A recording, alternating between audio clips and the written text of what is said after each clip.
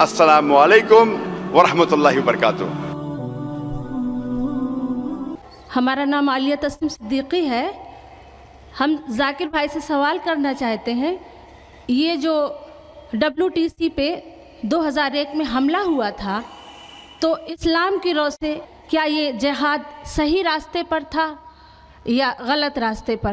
کیونکہ being a mother of sun جو کہ وہاں پر پڑھ رہا ہے، میرا دل کئی بار کانپ گیا ہے اس حادثے کے بارے میں سوچ کے، کیونکہ وہاں پر اس وقت کام کر رہے بہت سارے انڈین IITians مارے گئے، اور میرا بیٹا بھی ایک IITian ہے اور وہ بھی وہاں پڑھ رہا ہے۔ تو یہ ایک ماں ہونے کے ناطے میں کانپ جاتی ہوں، تو میں جاننا چاہتی ہوں کیا یہ صحیح تھا یا اسلام کی روشنی میں اس کو واضح کریں پلیز۔ السلام علیکم۔ بہن نے سوال پوچھا کہ جو 11 سپٹمبر میں 2001 میں جو WTC کہ وہ پلین جو آ کے ٹکرائی، کیا یہ جہاد اسلام کے نظر میں صحیح تھا؟ جہاد تو تھا، کس نے تو جد و جہد کی، لیکن جہاد فی سبیل اللہ تھا، جہاد فی سبیل شیطان تھا، اس کی تحقیق کریں گے۔ جہاد تو تھا، جسی نے بھی وہ ٹوئن ٹاور کو گرایا بڑا جہاد کیا، جد و جہد کیا، لیکن کیا وہ جہاد فی سبیل اللہ تھا، یہ سوال ہے۔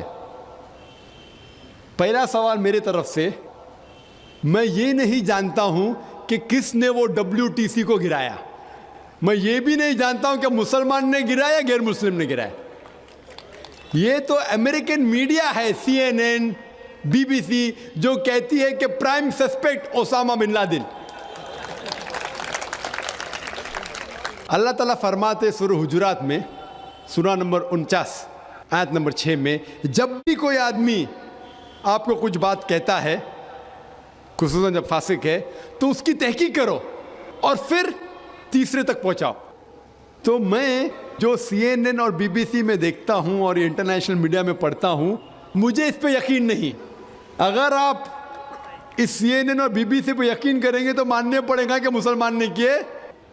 آپ مجھے پوچھتے کہ یہ حادثہ جو ہوا وہ صحیح یا غلط ہے، اس میں کوئی دو رائے نہیں کہ جو حادثہ ہوا وہ بالکل غلط ہے۔ کوئی بھی مسلمان یہ نہیں کہہ سکتا کہ وہ حادثہ صحیح تھا، کیونکہ اللہ تعالیٰ فرماتے ہیں سورہ مائدہ میں سورہ نمبر 5 آیت نمبر 32 میں، اگر کوئی بھی انسان کوئی دوسرے انسان کا قتل کرتا ہے، کوئی بھی انسان اگر کوئی دوسرے انسان کا قتل کرتا ہے، چاہے وہ مسلم ہو یا غیر مسلم ہو، سوا قتل کے بدلے میں قتل یا اس زمین پہ فساد پھیلانے کے لیے، اس دو وجہ کے علاوہ کوئی بھی انسان دوسرے انسان کا قتل کرتا ہے، وہ ایسا ہے کہ سارے انسانیت کا قتل کیا۔ اور کوئی بھی شخص اگر کوئی بھی انسان کو بچاتا ہے، وہ ایسا ہے کہ سارے انسانیت کو بچاتا ہے۔ تو کوئی بھی انسان کا قتل کرنا قرآن کے حساب سے حرام ہے، صرف دو وجہ سے جائز ہے، اگر قتل کے بدلے قتل یا وہ انسان اس دنیا میں فساد پھیلا رہا ہے۔ تو اس نظریے سے جب 5000 سے زیادہ لوگ کا قتل ہوا WTC میں، تو وہ ایکٹ جو ہے، جو وہ عمل ہے، ہمیں یہ ماننا پڑے گا کہ وہ غلط ہے۔ لیکن کس نے اسے کیا مجھے پتا نہیں، کیوں کیا مجھے پتا نہیں۔ لیکن اگر آپ یہ پوچھیں گے کہ کون سب سے بڑا دہشت گرد ہے، تو میڈیا سے یہ پتہ لگتا ہے کہ امریکہ جو سب سے طاقتور ملک ہے، وہ افغانستان جو سب سے کمزور ملک ہے اس کو اٹیک کیا، اس کے اوپر بم گرائے۔ یہ ماننا پڑے گا کہ جارج بش جو امریکہ کا پریزیڈنٹ تھے، ان نے سب سے کمزور ملک کے اوپر بم گرائے اور ہزاروں لوگ کا قتل کیا۔ اور اس کے خود سیٹلائٹ چینل پہ CNN پہ اس کا ذکر ہے، اس نے خود اپنے منہ سے کہا کہ میں نے فوج بھیجا معصوم لوگوں کو قتل کرنے افغانستان۔ مان بھی لو اگر بحث کے طور پہ ایک مسلمان نے ٹوئن ٹاور کو گرایا، لیکن کیا اگر ایک آدمی ٹوئن ٹاور کو گراتا ہے، مان لو بحث کے طور پہ اس نے گرایا، تو کیا آپ ہزاروں لوگوں کا قتل کر سکتے؟ کیا کوئی بھی شریعت، کوئی بھی حکومت اجازت دیتی ہے؟ UN نے بھی اس کو پاس نہیں کیا۔ تو میرے نظریے میں آج کی تاریخ میں سب سے بڑا دہشت گرد ہے جارج بش.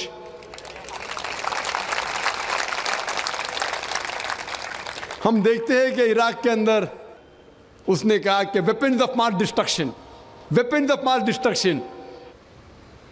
میں صدام کا دوست نہیں ہوں، ہم جانتے ہیں کہ صدام اچھا مسلمان نہیں ہے، لیکن جو جارج بش نے عراق پہ حملہ کیا، بوم گرائے، ہزاروں لوگ کا قتل کیا، ہمیں ماننا پڑے گا بالکل غلط ہے.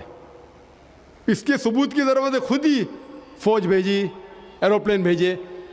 تو اس سے ظاہر ہوتا ہے کہ ایسے ثبوت ملنے کے بعد کوئی دو رائے نہیں کہ آج کی تاریخ میں جو سب سے بڑا دہشت گرد ہے وہ جارج بش. میں ڈاکٹر جعفری بول رہا ہوں، میں ایک سوشل سائنٹسٹ ہوں. میں آپ سے ایک سوال پوچھنا چاہتا ہوں کہ یہ جو یہودی اور western world under the leadership of America یہ جو اسلام کو اور اسلامک ورلڈ کو ڈسٹرائے کرنا چاہتے ہیں، اس کا حل کیا ہے ہمارے پاس؟ Thank you. بھائی صاحب نے سوال کیا کہ جو یہود اور عیسائی لوگ ہیں under the leadership of America جو اسلام کو ڈسٹروائے کرنا چاہتے، حل کیا ہے؟ سوال ہونا چاہتا تھا کہ امریکہ انڈر دا لیڈرشپ آف یہود اسلام کو ڈسٹروائے کر رہی ہے. آپ کے سوال میں تبدیلی ہونا چاہیے،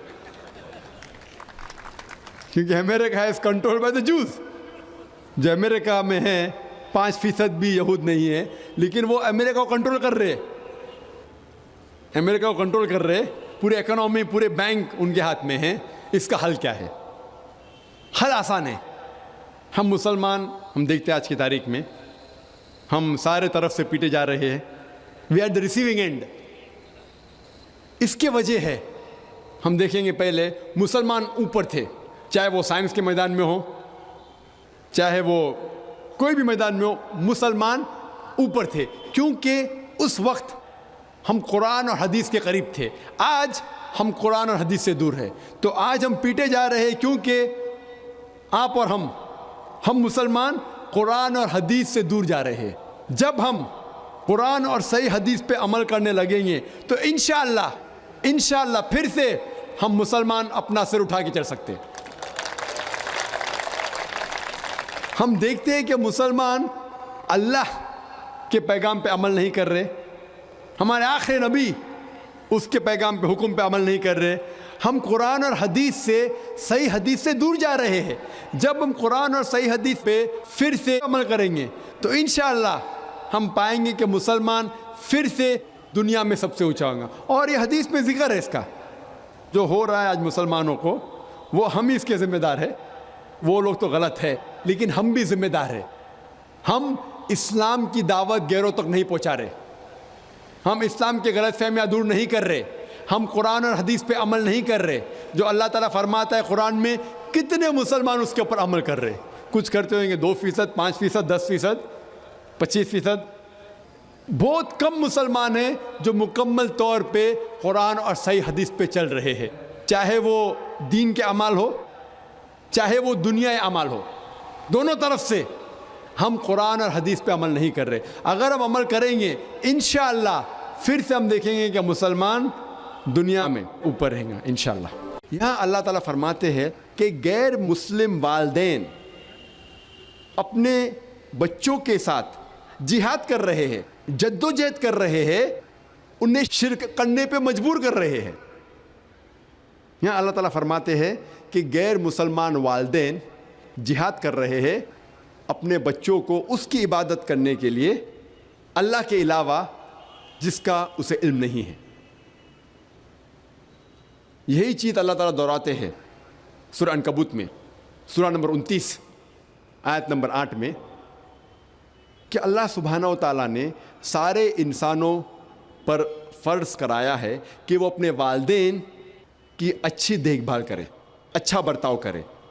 لیکن اگر ان کے والدین جہاد کرے، جد و جہد کرے اپنے بچوں کے ساتھ اس کی عبادت کرنے کے لیے اللہ سبحانہ و تعالیٰ کے علاوہ جس کا انہیں علم نہیں ہے، تب آپ ان کی بات نہیں مانو، لیکن تب بھی ان کے ساتھ اچھا سلوک کرو. یہاں بھی اللہ سبحانہ و تعالیٰ فرماتے ہیں کہ غیر مسلم والدین اپنے بچوں کے ساتھ جہاد کر رہے ہیں، شرک کرنے پہ مجبور کر رہے ہیں، تب آپ ان کی بات نہیں مانو، لیکن پھر بھی ان کے ساتھ اچھا سلوک کرو۔ تو ان آیتوں سے ہمیں یہ پتہ لگتا ہے کہ جہاد غیر مسلم بھی کر سکتے ہیں۔ اللہ تعالیٰ فرماتے سورہ النساء میں، سورہ نمبر 4 آیت نمبر 76، اللہ تعالیٰ کہتے ہیں کہ مومن وہ انسان ہے جو اللہ کے راہ میں حق کے لیے جد و جہد کرتا ہے، اور وہ انسان جو حق کے خلاف ہے، وہ لوگ جد و جہد غلط راستے پہ کرتے ہیں، شیطان کے راہ میں کرتے ہیں۔ اللہ تعالیٰ فرماتے ہیں کہ مومن اور مسلمان جہاد فی سبیل اللہ کرتے ہیں، اور جو حق کے خلاف ہے وہ کرتے ہیں جہاد فی سبیل شیطان، یعنی جد و جہد کر رہے ہیں شیطان کے راہ میں۔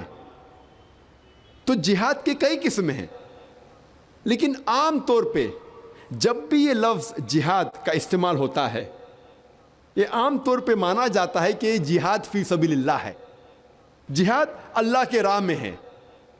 اگر خصوصاً کوئی چیز کا ذکر ہے اللہ کے خلاف تو پتہ لگتا ہے کہ اللہ کے راہ میں جہاد نہیں ہے، لیکن عام طور پہ جب بھی یہ لفظ جہاد کا استعمال ہوتا ہے اسلام کے پس منظر میں، اس کے معنی ہے جہاد فی سبیل اللہ، جد و جہد کرنا اللہ کے راہ میں۔ اور غیر مسلم اکثر جہاد کا ترجمہ انگریزی میں کرتے ہیں ہولی وار، پاک جنگ، جنگ مقدس۔ یہ لفظ ہولی وار سب سے پہلے استعمال کیا گیا تھا کروسیڈرز کو ڈسکرائب کرنے کے لیے۔ جب عیسائی سینکڑوں سال پہلے طاقت کے بل پر اپنا دین پھیلا رہے تھے تو اسے کہتے تھے ہولی وار۔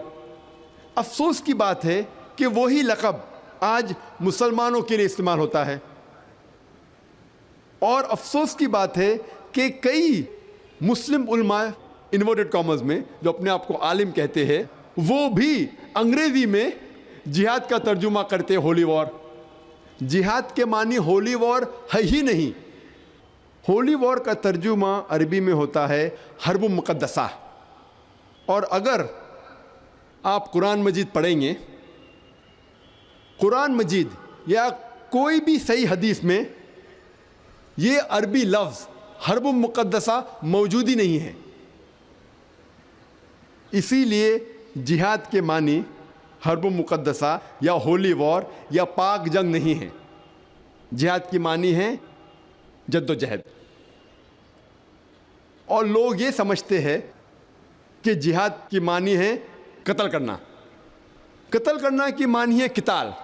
اور ایک ٹائپ کا جہاد قتال بھی ہے، لیکن سب سے بہترین جہاد ہے اپنے غلط نفس کے ساتھ جہاد کرنا اللہ کے راہ میں، وہ سب سے بڑا جہاد ہے۔ اور ایک ٹائپ کا جہاد، وہ جہاد ہے قتال، اور جب آپ قتال کر رہے حق کی راہ میں تبھی کہہ سکتے ہیں وہ قتال فی سبیل اللہ ہے۔ اور جب ہم قرآن مجید پڑھتے ہیں اور حدیث پڑھتے ہیں تب ہمیں جہاد کی صحیح معنی معلوم پڑتی ہے۔ اللہ تعالیٰ قرآن مجید میں فرماتے ہیں سورہ حج میں، سورہ نمبر 22 آیت نمبر 78 میں اللہ تعالیٰ فرماتے ہیں کہ جہاد کرو جس طریقے سے آپ کو جہاد کرنا چاہیے، ڈسپلن کے ساتھ اور صحیح طریقے سے، اور اللہ سبحانہ و تعالیٰ نے آپ کو چنا ہے اور آپ کے لیے دین میں مشکلات نہیں ڈالی۔ اللہ تعالیٰ فرماتے سورہ توبہ میں، سورہ نمبر 9 آیت نمبر 20 میں کہ اگر کوئی مومن if he is in exile، اگر اسے دیش چھوڑنے پہ مجبوری آتی ہے، یا کوئی مومن اگر اللہ کے راہ میں جہاد کر رہا ہے اپنے مال کے ساتھ اور اپنی جان کے ساتھ، اللہ کے نظر میں اسے سب سے بڑا انعام ملے گا۔ اور اللہ تعالیٰ فرماتے سورہ عنکبوت میں، سورہ نمبر 29 آیت نمبر 6 میں کہ اگر آپ جہاد کرتے ہیں تو آپ کے فائدے کے لیے کر رہے ہیں. اللہ سبحانہ و تعالیٰ کو آپ کے جہاد کی ضرورت نہیں ہے، کیونکہ اللہ سبحانہ و تعالیٰ سارے کائنات کے چیزوں سے کوئی ضرورت نہیں. اگر آپ جہاد کر رہے ہیں تو آپ کے فائدے کے لیے. اللہ سبحانہ و تعالیٰ کو آپ کی جہاد کی ضرورت نہیں، کیونکہ اللہ سبحانہ و تعالیٰ سارے کائنات کے خالق ہے اور انہیں کوئی بھی چیز کی ضرورت نہیں. اور اللہ کے رسول محمد صلی اللہ علیہ وسلم فرماتے ہیں، صحیح بخاری کے اندر لکھا ہوا ہے، جلد نمبر 4 حدیث نمبر 46، جب بھی میں حوالہ دے رہا ہوں حدیث کے بارے میں تو ذہن میں یہ رکھیے کہ یہ انگریزی حدیث کا حوالہ ہے. اگر میں صحیح بخاری کا حوالہ دوں گا یا صحیح مسلم کا حوالہ دوں گا تقریر میں تو ذہن میں یہ رکھیے کہ یہ انگریزی ترجمہ کا، اردو ترجمہ کا نہیں، کیونکہ اردو میں صحیح بخاری کے 6 جلد ہے، انگریزی میں 9 جلد ہے. تو اگر میں کہوں گا جلد نمبر 7 تو آپ کہیں گے جلد نمبر 7 ہے کیا؟ تو جب بھی میں حوالہ دے رہا ہوں یہ انگریزی ترجمہ جو صحیح بخاری یا صحیح مسلم یا کئی حدیثوں کا حوالہ دوں گا میں. قرآن مجید الحمدللہ عربی میں وہی ہے تو حوالے کی تبدیلی نہیں ہوئی. اور یہ میری عادت ہے کہ جب بھی میں حدیث پیش کرتا ہوں تو حوالے کے ساتھ پیش کرتا ہوں. اللہ کے رسول فرماتے ہیں صحیح بخاری میں جلد نمبر 4 حدیث نمبر 46، وہاں اللہ کے رسول فرماتے ہیں کہ مجاہد وہ انسان ہے جو اللہ کے راہ میں جہاد کر رہا ہے اور صرف اللہ ہی جانتا ہے کہ وہ شخص اللہ کے راہ میں جہاد کر رہا ہے یا نہیں. اور مجاہد ایسا انسان ہے جیسے کہ ہر وقت وہ نماز پڑھ رہا ہے اور ہر وقت وہ روزہ رکھ رہا ہے، اور اگر وہ مجاہد جنگ کے میدان میں اس کا قتل ہو جاتا ہے تو اللہ تعالیٰ وعدہ دیتے ہیں کہ انشاءاللہ وہ جنت میں جائیں گا. اور اگر وہ جنگ کے میدان سے زندہ لوٹتا ہے تو اسے اس جنگ کی ساری دولت سے اللہ تعالیٰ نوازتا ہے. اللہ کے رسول فرماتے ہیں صحیح بخاری میں جلد نمبر 4 حدیث نمبر 2784، حضرت عائشہ رضی اللہ عنہ وہ اللہ کے رسول صلی اللہ علیہ وسلم سے فرماتے ہیں کہ کیا میں جہاد کے لیے جا سکتی ہوں؟ اللہ کے رسول فرماتے ہیں کہ آپ کے لیے سب سے بہترین جہاد ہے حج. اللہ کے رسول اپنی اہلیہ سے حضرت عائشہ رضی اللہ عنہ ان سے فرماتے ہیں کہ ان کے لیے سب سے بہترین جہاد ہے حج. ہم جب پڑھتے ہیں صحیح بخاری میں حدیث نمبر 5972، ایک شخص اللہ کے رسول محمد صلی اللہ علیہ وسلم سے فرماتے ہیں کہ کیا میں جہاد کے لیے جا سکتا ہوں، یعنی جنگ کے میدان میں جہاد کے لیے جا سکتا ہوں؟ تو اللہ کے رسول اس سے پوچھتے ہیں کیا آپ کے پاس والدین ہیں؟ وہ شخص فرماتا ہے بے شک ہیں. تو اللہ کے رسول فرماتے ہیں آپ کے لیے سب سے بہترین جہاد ہے اپنے والدین کی خدمت کرنا. ہر وقت سب سے بہترین جہاد وقت کے حساب سے بدلتا ہے. ایک حدیث ہے سنن نسائی میں حدیث نمبر 4209 4209، ایک شخص اللہ کے رسول سے پوچھتا ہے کہ سب سے بہترین جہاد کیا ہے؟ تو اللہ کے رسول فرماتے ہیں کہ سب سے بہترین جہاد ہے ایک حق کا لفظ ایک ایسے راجا جو راجا ظالم ہے اس کے خلاف کرنا. اگر کوئی شخص ایک حق کا الفاظ ایک ظالم راجا کے خلاف کرتا ہے تو وہ سب سے بہترین جہاد ہے. ہم دیکھتے ہیں کہ وقت کے مطابق سب سے بہترین جہاد بدلتے جاتا ہے. کچھ وقت اللہ کے رسول نے فرمایا کہ سب سے بہترین جہاد ہے حج. کچھ وقت اللہ کے رسول نے فرمایا کہ سب سے بہترین جہاد ہے اپنے والدین کی خدمت کرنا.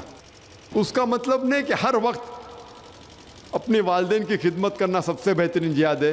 اللہ کے رسول کو اس وقت پتہ ہوگا کہ اس صحابہ کے والدین کو ضرورت ہے اپنے بیٹے کی, تو اللہ کے رسول نے فرمایا کہ سب سے بہترین جہاد ہے اپنے والدین کی خدمت کرنا. تو وقت کے حساب سے سب سے بہترین جہاد بدلتے جاتا ہے. اور اللہ کے رسول فرماتے ہیں صحیح ابن حبان میں کہ سب سے بہترین جہاد ہے کہ اپنے نفس کے خلاف جہاد کرنا اللہ کے راہ میں, وہ سب سے بہترین جہاد ہے. اور سب سے اچھا مہاجر وہ ہے جو غلط راستے سے ہجرت کرتا ہے صحیح راستے کی طرف. تو حدیث اور قرآن کی روشنی میں ہمیں پتہ لگتا ہے کہ جہاد کئی قسم کے ہیں, اور موقع کے حساب سے سب سے بہترین جہاد کی تبدیلی ہوتی ہے. جہاد کے معنی ہے جد و جہد. اللہ تعالیٰ فرماتے ہیں سورہ بقرہ میں سورہ نمبر 2 آیت نمبر 208 میں, یا ایھا الذین آمنوا ادخلوا فی السلم کافہ, اے مومنو اسلام میں داخل ہو پورے طریقے سے, اور آپ شیطان کے نقش قدم پہ مت چلو.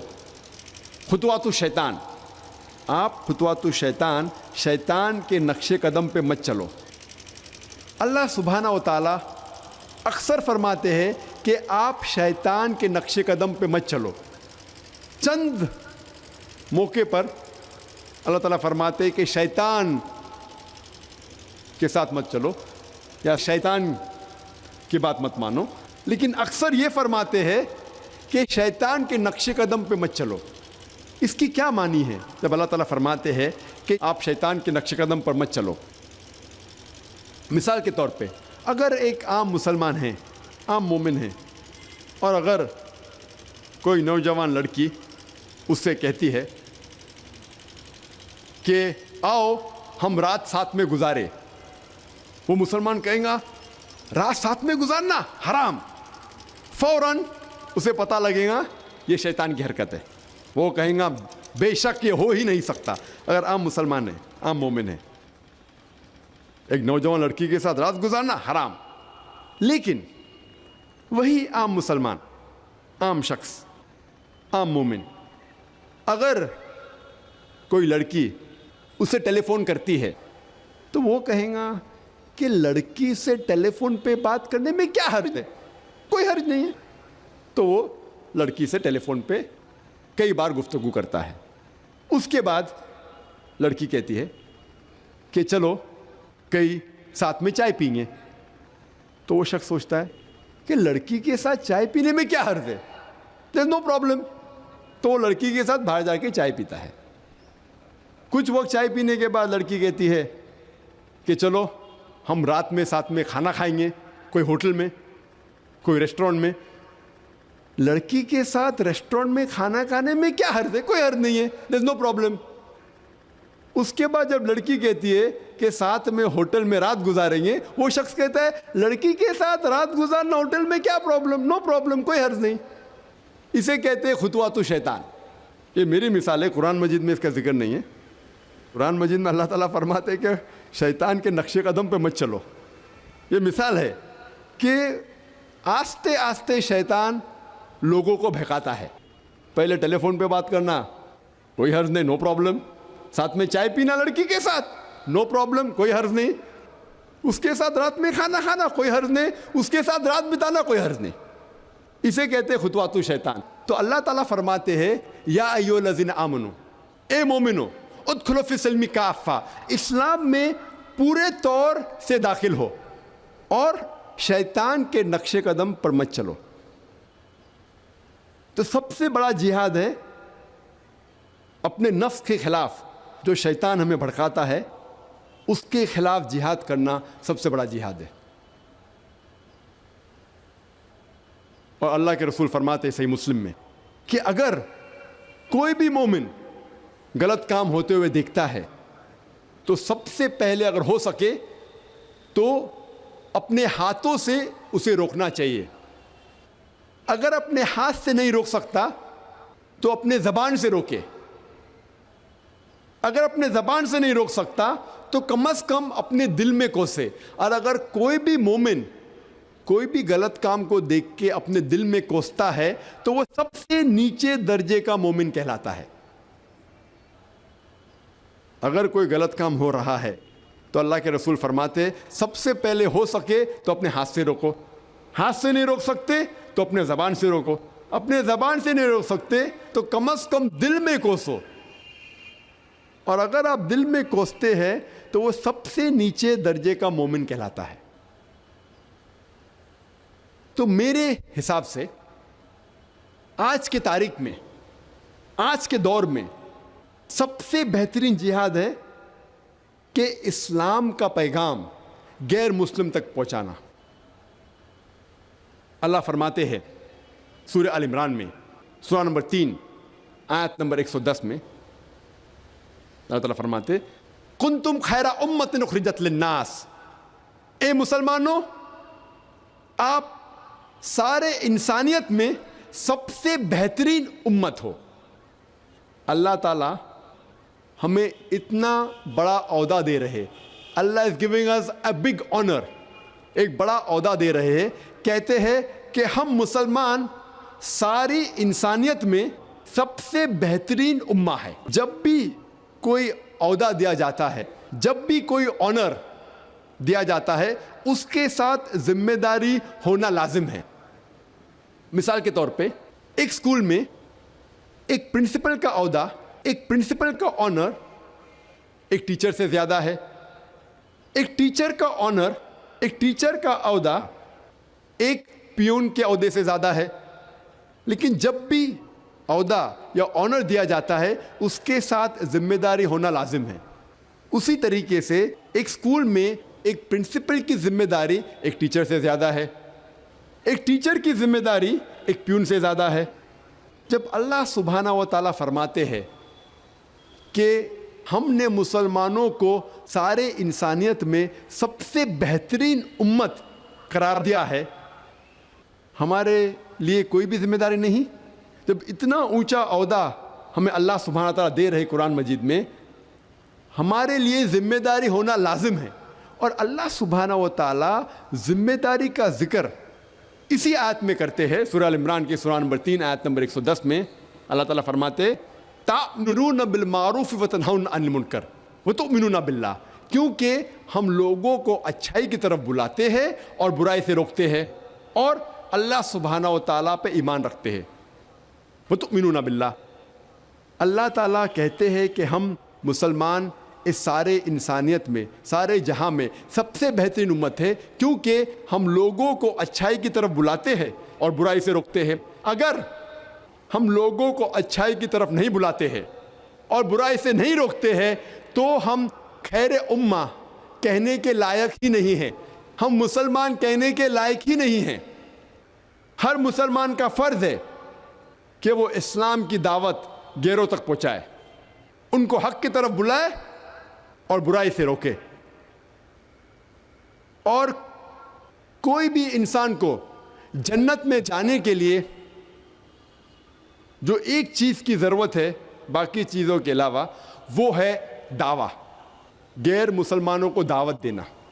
اللہ تعالیٰ فرماتے سورہ العصر میں سورہ نمبر 103 آیت نمبر 1, 2, 3 اللہ تعالیٰ فرماتے والعصر ان الانسان فی خسر الا الذین آمنوا وعملوا الصالحات وتواصوا بالحق وتواصوا بالصبر. اللہ تعالیٰ زمانے کی قسم کھاتے ہیں اور کہتے ہیں کہ آدمی خسارے میں ہے, انسان خسارے میں ہے, صرف وہ لوگ جو 4 چیزوں پر عمل کرتے ہیں, صرف یہ شخص خسارے میں نہیں ہے. سب سے پہلے ایمان, پھر عمل صالحات اچھے اعمال, نمبر 3 وتواصوا بالحق لوگوں کو حق کی طرف بلانا, دعوت دینا, غیر مسلم کو حق کی طرف بلانا اور اصلاح کرنا مسلمانوں کے ساتھ, نمبر 4 وتواصوا بالصبر کہ لوگوں کو صبر کی طرف بلانا. اس سورے سے میں یہ پتہ لگتا ہے کہ کوئی بھی انسان کو جنت میں جانے کے لیے 4 چیزوں کی ضرورت ہے کم از کم. ایک ہے ایمان، دوسرا اچھے اعمال، تیسرا ہے دعوت دینا، غیر مسلم کو اسلام کی طرف بلانا، اور چوتھا نمبر ہے لوگوں کو صبر کی طرف بلانا. اگر ان چاروں میں سے ایک بھی چیز کی کمی ہے تو سورہ العصر کے حساب سے آپ جنت میں نہیں جائیں گے. آپ بہت اچھے مسلم ہوں گے، روز 5 وقت کی نماز پڑھتے ہوں گے، حج کے لیے گئے ہوں گے، زکوٰۃ دیتے ہوں گے، روزہ رکھتے ہوں گے، لیکن سورہ العصر کے حساب سے اگر آپ دعوت نہیں دیتے تو آپ جنت میں نہیں جائیں گے. صرف دعوت دینا بھی کافی نہیں، چاروں چیز ضروری ہے: ایمان، عمل صالحات، وتواصوا بالحق اور وتواصوا بالصبر. ان چاروں میں سے ایک کی بھی کمی ہے تو سورہ العصر کے حساب سے آپ جنت میں نہیں جائیں گے. اگر آپ دعوت نہیں کریں گے اور اللہ سبحانہ و تعالیٰ آپ کو معاف کرنا چاہتا ہے اور جنت میں ڈالنا چاہتا ہے، وہ ایک الگ بات ہے. جی خوش آمدید دوستو، امید کرتا ہوں ویڈیو آپ نے پوری دیکھی ہوگی اور آپ کو پسند بھی آئی ہوگی. بھائیو دوستو، دنیا میں مختلف قومیں آباد ہیں، مسلمان ہیں، مسلمان کے علاوہ یہودیت ہے، عیسائیت ہے اور اسی طرح ہندوازم بھی ہے. اگر آپ تاریخ پر نظر ڈالیں تو اسلام سے پہلے جو بڑے بڑے مذاہب تھے وہ عیسائیت کے تھے اور یہودیت کے تھے، اور یہ دونوں آپس میں لڑتے تھے اور یہ آپس میں اتنی شدید لڑائی کرتے تھے کہ ایک دوسرے کو کچھ بھی نہیں سمجھتے تھے. قرآن میں اللہ تعالیٰ فرماتے ہیں وقالت اليہود لیست النصارى علی شیء وقالت النصارى لیست اليہود علی شیء. یہ یہودی اور نصرانی ایک دوسرے کو کچھ بھی نہیں سمجھتے تھے اور ایک دوسرے کو جو ہے نا جنت کا حقدار سمجھتے تھے. یہودی کہتے تھے کہ ہم یہودی حق پر ہے اور ہم جنت میں جائیں گے، جبکہ نصارہ سمجھتے تھے کہ ہم حق پر ہے اور ہم جنت میں جائیں گے. تو اسلام سے پہلے ان کا یہ حال تھا کہ یہ آپس میں دشمن تھے، بہت بڑے بڑے دشمن تھے. لیکن جب رسول اللہ صلی اللہ علیہ وسلم مکہ مکرمہ تشریف لے گئے اور انہوں نے اپنی نبوت اور رسالت کا اعلان کیا تو اس وقت ان یہودیوں اور نصارہ کو بہت غصہ آیا کہ ہم خود آپس میں لڑ رہے تھے اور بیچ میں ایک دوسرا بھی آ گیا. تو یہ دونوں اسلام کے خلاف متحد ہو گئے، اور اب جب بھی کفر یعنی اسلام اور کفر کا مقابلہ آتا ہے تو کفر میں یہ یہودی اور نصاری فرنٹ پیج پر کھڑے ہوتے ہیں. اس لیے رسول اللہ صلی اللہ علیہ وسلم کی حدیث ہے کہ الکفر ملت واحد. تو ہم مسلمانوں کے لیے اس کا حل یہی ہے کہ ہم مسلمان آپس میں اتحاد کر لیں. ہم جتنے اسلامی باون ممالک ہیں، اگر ہم میں اتفاق ہو جائے اور ہم میں متفق آ جائے اس بات پر کہ اگر اسلام کے خلاف کوئی بھی چیز آئے یا اسلام کے خلاف کوئی بھی فیصلہ آئے تو ہم مل کر اس کا مقابلہ کریں گے، تو یقیناً یہ بات ہمارے لیے قابل ستائش ہوگی اور ہم مسلمان جو ہے نا پوری دنیا پر غالب آ سکتے ہیں. لیکن افسوس یہ ہے کہ ہم مسلمان ایک دوسرے کے پاؤں مار رہے ہیں، ہم ایک دوسرے کے خلاف لڑ رہے ہیں. یہی وجہ ہے کہ ہم دن بدن کمزور ہوتے جا رہے ہیں. ڈاکٹر ذاکر نائک نے بھی بہت بہترین جواب دیا. امید کرتا ہوں ویڈیو آپ کو پسند آئی ہوگی. اگر ویڈیو آپ کو پسند آئے تو اس چینل کو سبسکرائب کریں. بہت شکریہ.